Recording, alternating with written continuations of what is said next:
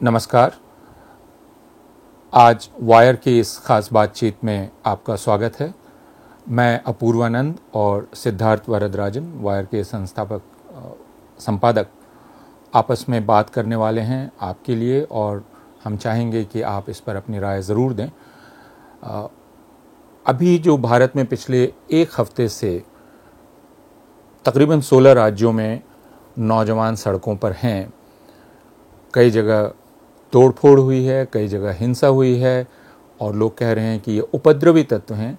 लेकिन आप ध्यान से देखें, ये सब नौजवान हैं, और ये नौजवान हैं जो पिछले 3-4 साल से लगातार गाँवों में, कस्बों में, शहरों में सुबह और शाम 3 घंटा 4 घंटा दौड़ रहे थे, मेहनत कर रहे थे, ख़ुद को तैयार कर रहे थे, क्योंकि इनका इरादा हिंदुस्तानी फ़ौज में जाने का था। और अचानक सरकार ने ऐलान किया कि वह अब फ़ौज में भर्ती के नियम में तब्दीली कर रही है। अग्निवीर और अग्निपथ, यानी जो रास्ता है फ़ौज में भर्ती का, उसे अग्निपथ कहा गया, और जो उस रास्ते से आएंगे उन्हें अग्निवीर कहा गया। इसका मतलब ही यह है कि सैनिकों से अलग दर्जा उनको दिया जाएगा, और यह कहा गया कि आपकी भर्ती 4 साल के लिए होगी, और आपको कोई पेंशन नहीं होगी, दूसरे किस्म की कोई सुविधा नहीं होगी, जो सुविधाएं सामान्य फ़ौजियों को होती हैं जो नियमित तरीके से बहालियों में आते रहे हैं। और 4 साल गुजर जाने के बाद 25% लोग, 25% तक, इन जो अब 4 साल के लिए बहाल हुए हैं उनमें 25% तक, यानी ज़रूरी नहीं है कि 25% लिए जाएं, अधिकतम सीमा 25% की होगी, उनको मौका मिलेगा नियमित रूप से काम करने का। इसका मतलब 75% लोग छंट जाएंगे। जाहिर है इसने एक तरह से बम का काम किया, और नौजवान जो 3 साल से 4 साल से इंतज़ार कर रहे थे, बल्कि कुछ जो एक स्तर पार कर चुके थे, उन्हें अचानक बतलाया गया कि अब वह सब कुछ बेकार है। उनकी बात सुनने के लिए कोई नहीं था। जाहिर है उनका गुस्सा ट्रेन पर, बस पर, सड़क पर उतरा, और तब उन्हें उपद्रवी तत्व कहा गया। प्रश्न यह है कि एक इतना बड़ा महत्वपूर्ण निर्णय अचानक उनके सर पर फोड़ क्यों दिया गया, जो इसके लिए बरसों से इंतज़ार कर रहे थे, और एक चली आ रही प्रक्रिया को अचानक क्यों बाधित करके नई प्रक्रिया ला दी गई। और जैसे दिखलाई पड़ा कि इसमें कोई व्यापक चर्चा नहीं हुई थी, किसी से बातचीत नहीं हुई थी, तो यह कायदा क्या है, सरकार का नीति बनाने का तरीका क्या है, और क्यों यह एक ऐसी सरकार है जो हर बार जब एक नीति बनाती है तो उस नीति से प्रभावित होने वाले भड़क उठते हैं, और उन्हें ऐसा लगता है कि यह नीति उनके खिलाफ है, और तब सरकार यह कहती है कि वे उसका इरादा समझ नहीं पाए हैं, और उन्हें किसी ने बहका दिया है। नीति दरअसल उनकी भलाई के लिए है, और उनसे भी ज़्यादा देश की भलाई के लिए है। तो हम ये समझना चाह रहे हैं आज कि इस सरकार की नीति बनाने का तरीका क्या है, और क्या वह नीति सचमुच किसी की भलाई के लिए बनाना चाहती है, या नीति का मकसद ही कुछ और है। सिद्धार्थ, आप खुद अगर अग्निवीर और अग्निपथ की नई नीति घोषणा को सरकार की पुरानी नीति की घोषणाओं के संदर्भ में रख के देखना चाहें, तो आप क्या कहेंगे? सबसे पहले मैं कहना चाहूँगा कि किसी भी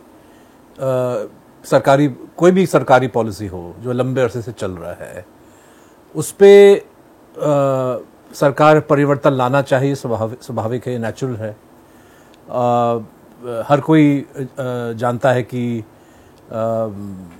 फिस्कल कंस्ट्रेंट्स हैं, फाइनेंशियल कंस्ट्रेंट्स हैं, सरकार के बजट पे दबाव है, और सरकार एक लंबे अरसे से अपने आप को बचाने के लिए अलग अलग तरकीबों पे चर्चा कर रही है, और ये डिस्कशन लगभग 15-20 साल से चला आ रहा है। मुझे याद है कि कारगिल युद्ध के बाद हमारे जो वरिष्ठ कॉलीग थे टाइम्स ऑफ इंडिया में, के सुब्रमण्यम, कारगिल रिव्यू कमेटी का गठन किया गया। वो उन्होंने जो ग्रुप ऑफ मिनिस्टर्स का जो रिपोर्ट था उसका रिव्यू किया, और बहुत सारे रिकमेंडेशंस उस पर निकले।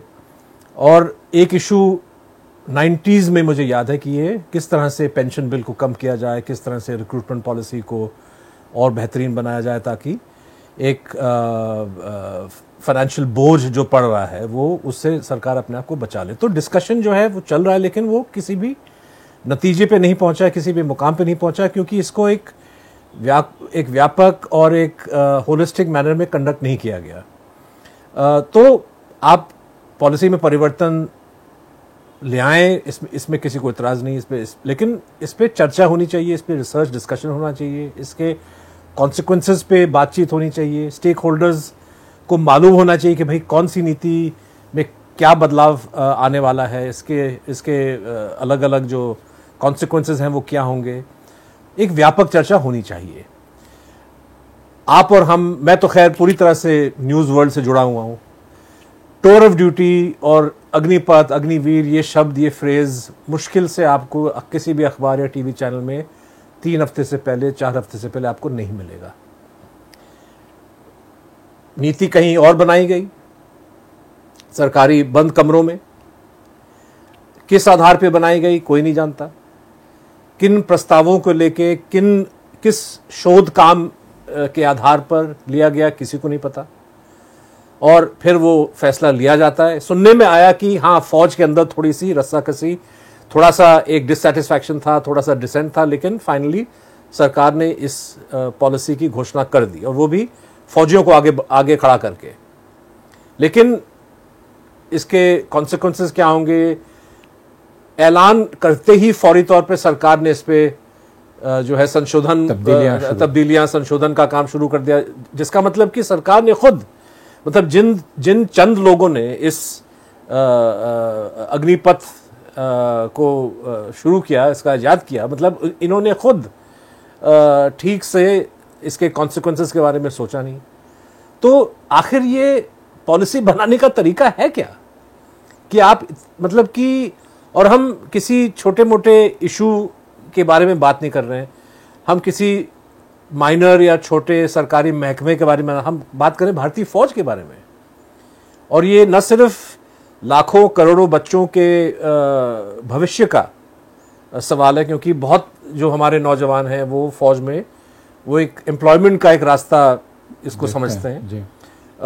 स्पेशली आज के इकोनॉमिक सिचुएशन में, जहाँ पे डीमोनेटाइजेशन के बाद, जीएसटी के बाद जो रूरल इकोनॉमी, जो अनऑर्गेनाइज्ड सेक्टर को जो नुकसान पहुंचा है, और हर कोई जानता है कि मेक इन इंडिया जो है ये भी कोई ख़ास एम्प्लॉयमेंट जनरेट नहीं कर रहे। तो फौज, रेलवेज, ये सब एक जरिया है लोगों के लिए।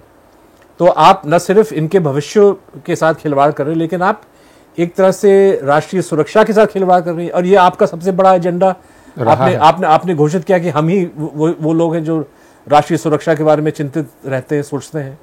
तो इन तमाम, मतलब इसके साथ आपने खिलवाड़ किया, एक ऐसे इंस्टीट्यूशन के साथ जो सीधे तौर पे नेशनल सिक्योरिटी से जुड़ा हुआ है, और इतनी आसानी से आपने एक फैसला ले लिया, घोषित कर दिया, और फिर फौरी तौर पे आपको लगा कि इसमें ये चेंज करना पड़ेगा, वो चेंज करना पड़ेगा। तो आपने कम से कम 5-6 छोटे मोटे बड़े चेंजेस आपने अनाउंस कर दिया।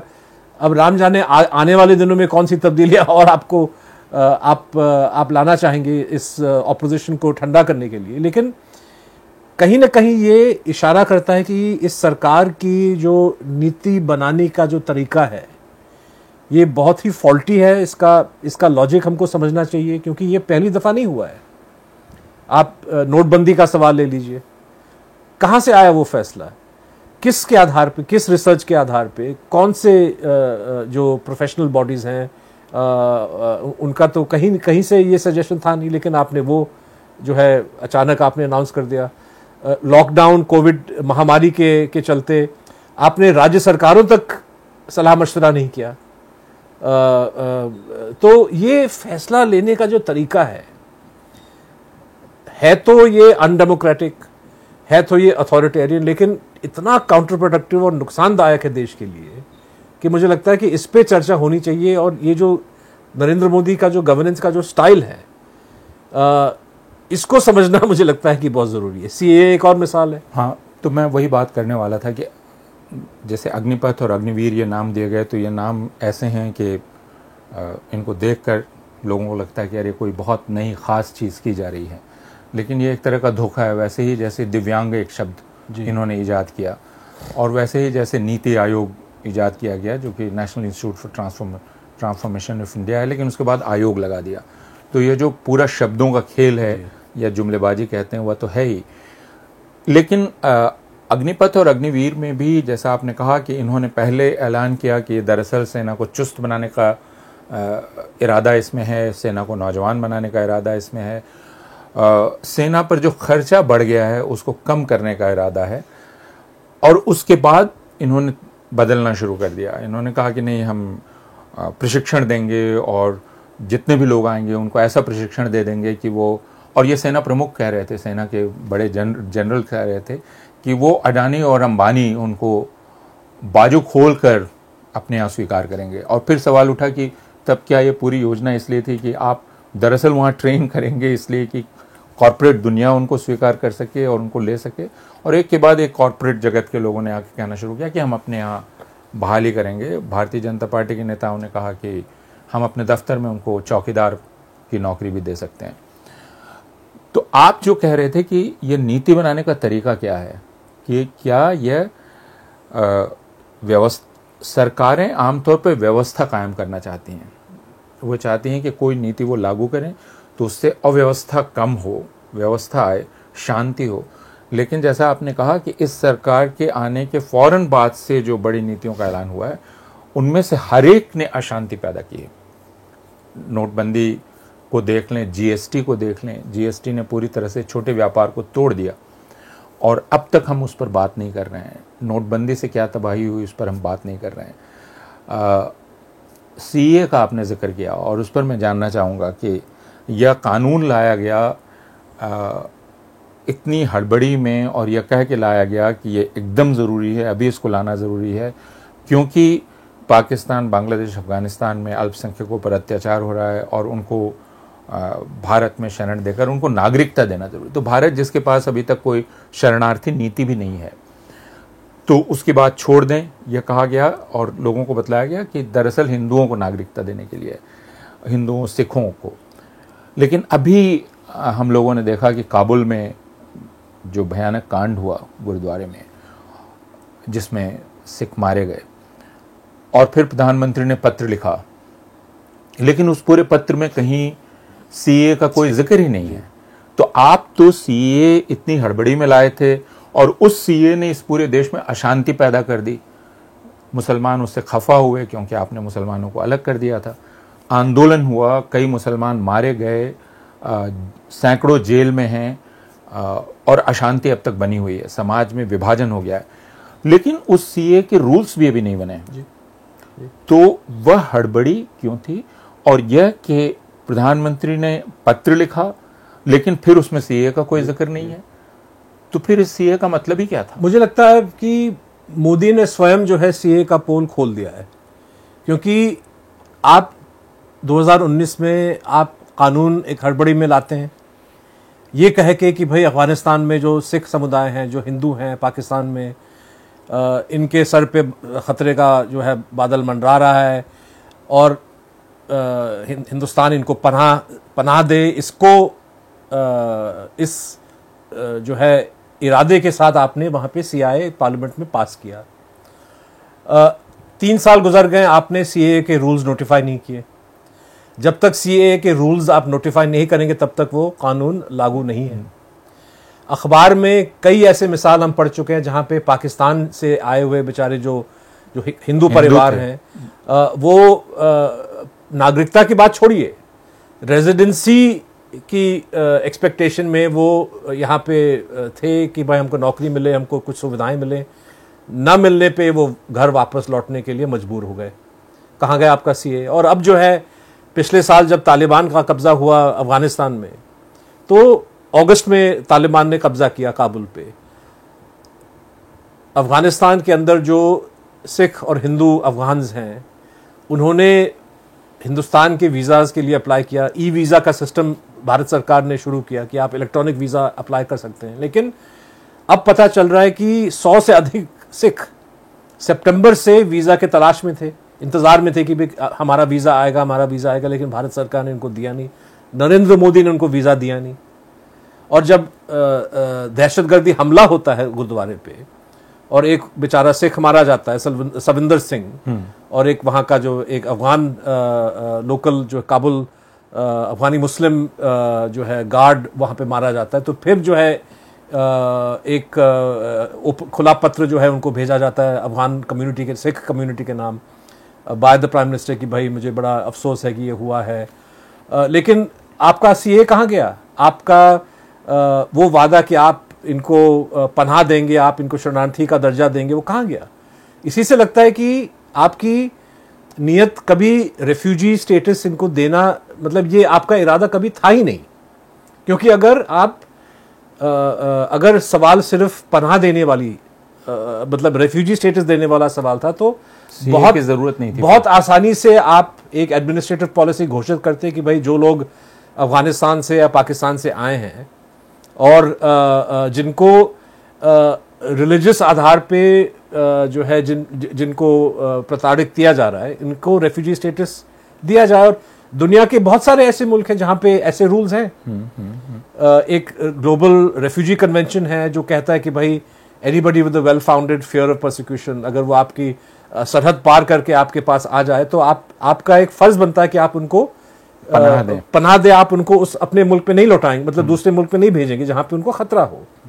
तो बहुत आसान होता अगर मोदी सरकार कहता है कि भाई जो लोग आए हैं या जो लोग आना चाहते हैं, जो प्रताड़ित हैं हिंदुस्तान में, उनको हम शरणार्थी का दर्जा देंगे और वो यहाँ पे रहें, वो यहाँ पे काम करें, जब तक वो यहाँ पे रहना चाहते हैं तब तक वो रहें। अगर कुछ साल के बाद वो हिंदुस्तान की नागरिकता जो है लेना चाहते हैं तो उसकी भी सुविधा आप दे सकते थे। लेकिन आपने कहा कि नहीं, ये सब अलग है, हम सीएए बनाएंगे। क्योंकि सीएए बनाने का मकसद ये था not to give refugee status, but Hindustan के कानून में पहली दफा आप धर्म को एक आधार बना रहे हैं नागरिकता तय करने के लिए। मतलब उसमें वर्गीकरण का एक आधार बना, मतलब कि और आप इतिहास में देखिए हिंदुस्तान ने, मतलब हिंदुस्तान तो चलिए मैं रिपब्लिक की बात नहीं कर रहा हूं, अब हम एंशिएंट इंडिया की बात कर रहे हैं या हिस्टोरिकल। दुनिया के हर कोने से यहां पे लोग आए, अफ्रीका के लोग आपको मिलेंगे, जो सेंट्रल एशिया के लोग आपको मिलेंगे, यहूदी यहां पे आए, पारसी यहां पे आए, तिब्बत से लोग आए, और हिंदुस्तान ने उनको स्वीकार किया और कभी भी किसी का मजहब नहीं पूछा कि पहले आप अपना मजहब बताओ फिर आपको यहां पे जगह मिलेगी। तो नरेंद्र मोदी जी पहली दफा हिंदुस्तान के इतिहास में, historical India not just Republic, आपने जो है एक कानूनी आधार मजहब को बना दिया नागरिकता के लिए। हाँ, और एक जो सामान्य इंसानी उसूल है कि आप जो आपके घर शरण लेने आ रहा है उसको आप बाहर नहीं करेंगे क्योंकि वो खतरे में पड़ जाएगा। लेकिन रोहिंग्या जिन पर अत्याचार हो रहा है उनको पूरे हिंदुस्तान में बदनाम किया गया है और उनको ज़बरदस्ती वापस भेजने की कई बार कवायद हो चुकी है। तो इससे यह भी स्पष्ट होता है कि कोई शरणार्थी के प्रति दया की भावना नहीं है, उनके प्रति कोई हमदर्दी नहीं है। और जैसा आपने खुद ही कहा और हम सारे लोग जानते हैं कि सीएए के पीछे कोई इरादा जो सताए गए लोग हैं उनको एक इत्मीनान की ज़िंदगी देने का नहीं था, बल्कि वो हिंदुस्तान में खलबली पैदा कर देने का था और हिंदुस्तान की शहरियत की बुनियाद को बदल देने का था, जिसमें पहली बार आप मजहब को एक आधार बनाते हैं। यह जो पूरा तरीका है जिसमें और अब अगर आप दूसरा देख लें जो सीए से जुड़ा हुआ है, एनआरसी, तो भारतीय जनता पार्टी ने पहले कहा कि असम में एनआरसी होना चाहिए और सर्वोच्च न्यायालय ने एनआरसी को अपनी निगरानी में चलाया। जब वह सूची बन गई और उस सूची में यह पता चला कि इसमें तो 14 लाख से ज़्यादा हिंदू बाहर हो गए हैं, तब भारतीय जनता पार्टी ने उसको मानने से इनकार कर दिया असम में। लेकिन ये कहना शुरू कर दिया सारे हिंदुस्तान में अब एनआरसी लागू कराएंगे। इन्होंने कहा कि हम एक साथ करेंगे, यानी हम एनआरसी करेंगे और उस एनआरसी में जो बाहर रह जाएगा उसके लिए सीए लाएंगे। उसमें जो धोखा था जिसको अभी तक लोग नहीं कहते हैं कि सीए में जो तारीख ये तय कर रहे हैं साल, वो तो 2014 है। तो अगर 2014 के बाद कोई आ रहा है तो आप उसका क्या इंतज़ाम करेंगे? एक दूसरी हम जो बात कर रहे थे कि एनआरसी भी आप लाए, लेकिन एनआरसी को भी आप हमेशा के लिए जिंदा रखना चाहते हैं। जी, असम में हजारों लोगों की जिंदगी तबाह हो गई एनआरसी के चलते। अब ये कह रहे हैं कि हम फिर शुरू करेंगे। जिस सरकार ने किया वही उसको मानने से इनकार कर रही है। तो ये फिर से आपका जो निष्कर्ष था या हम लोगों की जो समझ है कि यह सरकार जो नीति बनाती है उसका उद्देश्य जीवन को व्यवस्थित करना नहीं है, बल्कि देश में एक प्रकार की अराजकता पैदा करना है। अस्थिरता, अराजकता, जो भी है, अस्थिरता और अराजकता पैदा करना है। वह नोटबंदी से शुरू होता है, जीएसटी में चलता है, सीए, एनआरसी में आता है। और मैं जानना चाहूँगा कि जैसे इन्होंने कहा कि 370 आर्टिकल 370 इसको अगर हम समाप्त करेंगे तो कश्मीर में व्यवस्था पैदा हो जाएगी और कश्मीर में सब कुछ सुव्यवस्थित हो जाएगा। अब वहाँ क्या हालत है? बिल्कुल। मैं अजीत डोवल का इंटरव्यू देख रहा था, जो राष्ट्रीय सुरक्षा सलाहकार हैं, बहुत कम इंटरव्यू देते हैं, लेकिन ANI को उन्होंने शायद परसों दिया और वहाँ पे एक बड़े जो है नर्म तरीके से उनसे पूछा गया कि भाई कश्मीर में तो अभी भी हालत ठीक नहीं है। तो उन्होंने कहा कि नहीं, सब सुधर रहा है। 370 का जो कदम लिया ये एक शुरुआती कदम है, हालांकि 1.5 साल गुजर चुका है और एक जो वहाँ का तबका है, जो सबसे वल्नरेबल तबका है, जो कश्मीरी पंडितों का, हिंदूज का, माइनॉरिटीज़ का, उन पे अब जो है हमला शुरू हो गया है। तो इसको भी जो है डोवल को मानना पड़ा कि भाई हाँ ये हो रहा है, लेकिन हम कदम उठा रहे हैं। तो मुझे लगता है कि वो भी एक चाल थी, वो भी एक ऐसा पॉलिसी था जिसको आपने किस आधार पे लिया, किस रिसर्च बेसिस पे, किन किन को कंसल्ट करके आपने किया। मैं बहुत सारे लोगों को जानता हूं जो सिक्योरिटी फोर्सेस या सिक्योरिटी इस्टेब्लिशमेंट के साथ उनका रिश्ता रहा है लंबे अरसे से, और उनका मानना था कि भाई, अंग्रेजी में एक फ्रेज है, if it's not broke don't fix it. जो चीज टूटा हुआ नहीं है उसको बनाने या मरम्मत करने की कोशिश मत कीजिए। आर्टिकल 370 को वैसे भी जो है खोखला कर दिया गया पिछले 70 साल में, और दिल्ली सरकार, मतलब केंद्र सरकार, जो भी करना चाहती थी कश्मीर में वो मजे से कर रहा था।